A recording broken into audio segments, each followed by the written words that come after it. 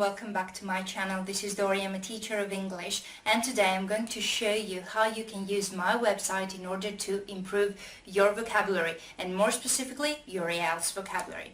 Before we get there though, I have to tell you that there are numerous lists and catalogs online that show you the words you need to know, the most important words you need to know for the test.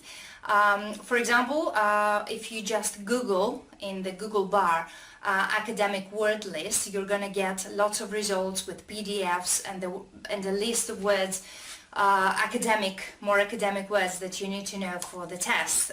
Don't get me wrong, these lists are great, but I'm a little bit reluctant because I think that you cannot memorize words out of context. So you really need to know how the words are used and not just read random lists of words. It is time consuming and it is not always certain that you will know how to use these new words in your speaking and your writing.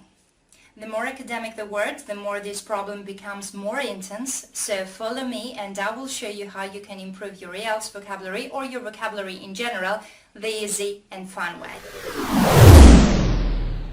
Okay, so as you can see here, we are on my site's homepage. You scroll down a little bit and you click on the vocabulary section here, and you're going to end up here. I explain a little bit of how this works. And we end up in these 5 categories: academic vocabulary, topic-related vocabulary, phrasal verbs, collocations and expressions and idioms. So let's check number 1, academic vocabulary. Here are, now I'll explain again a little bit of what you can do, and here are 10 categories from category A to all the way down to category J. Here 10 categories that have separated the words of the academic word list in increasing difficulty. For example, category A is the easiest, while in the last category more difficult words are included. So now what you're going to ask me? Well, in every category there are quizzes. There are quizzes of meanings, as you can see here on the left, and in which let's talk about meanings first. So in which quizzes you choose the definition of a word, and in this way you learn it if you don't know the word. So let's go and see in practice what I mean. So you get your first quiz here, your first definition, your first meaning quiz. So let's read it. A process or method that is carefully studying the elements or nature of something. A process or method that is doing all these things. And now you get all your options. Usually you're going to have 10 options, 10 words each time to learn. Some of them you're going to know, some of them not. Some of these words are going to be synonyms with slight differences, and this is very good for you in order to recognize the difference. So let's just say I answer analysis. Check my answer, it is correct. And I can go to my next meaning quiz and move on. In case I answer wrong, for example, instead of analysis, I answer formula. Check my answer, you're gonna get try again. So you have to go back and actually find the correct word. So in this way you practice a lot, and you actually you're not likely to forget the meaning again. So let's move on. Next quiz, the meaning of something. Okay, you get a lot of words, a lot of options here. It is definition. Check my answer, correct. Next, you're gonna get 10 quizzes for each of the 10 words, of course, 10 meanings. So there are also, if we go back, there are also, quizzes of context, quizzes of examples. You get examples in which the word is used correctly, as it should be. Let's read this example. The paper published an gap of the financial situation from 2007 to 2014. So which word is more likely to fit in here? I choose analysis again, so check my answer, it is correct.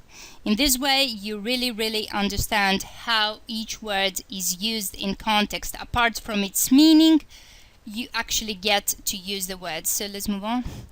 No one in class knew the gap of the word. The teacher made us look it up in the dictionary. No one in class knew the definition. So check my answer, correct. And if it wasn't correct, let's just say that I choose something else, it would say try again. So in this way I actually learn the words. Now let's go back to topic related vocabulary number 2 over here. This is very, very useful for your task 2 writing and speaking.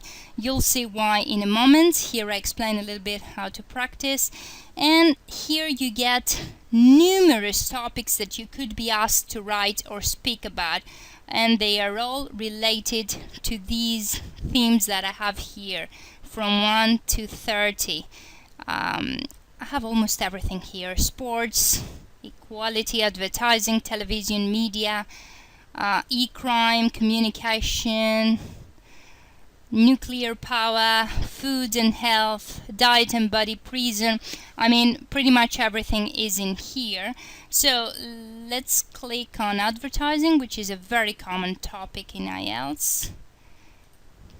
And you're gonna get some phrases in bold here, some expressions that are mostly academic expressions that you can use in your writings, but in your speaking as well, some of them. So these aren't there in order for you to learn them by heart. No, these are here in order to give you ideas on how you can express yourself academically on a specific topic. You may not agree with all of them, but they are just here to give you an idea. And if you read them a lot of times, you actually get to see which of these you can actually use, and you feel great using them. So in the end of each topic there are questions. In this case, questions related to advertising, of course, and you can go and answer these questions. You can prepare them either orally or in writing form by using these expressions here. So in this way you will know in your writing and in your speaking, especially in part 4, in section 4, if you get asked something a little bit more demanding or more difficult, you will have the vocabulary and the expressions to help you express your ideas.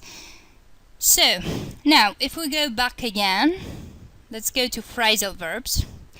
Phrasal verbs are endless, you know that, but here I have gathered the most commonly used, the basic phrasal verbs in examples. So here we have the phrasal verbs of break and bring, some of them, the most common. I give you the meaning, the definition. When something breaks down, for example, it stops working, and then I give you an example of how it is used, this phrasal verb, in real life. For example, the machine broke down yesterday and we had to call someone to fix it. So in this way you actually learn both the definition and the example of how these very common phrasal verbs are used.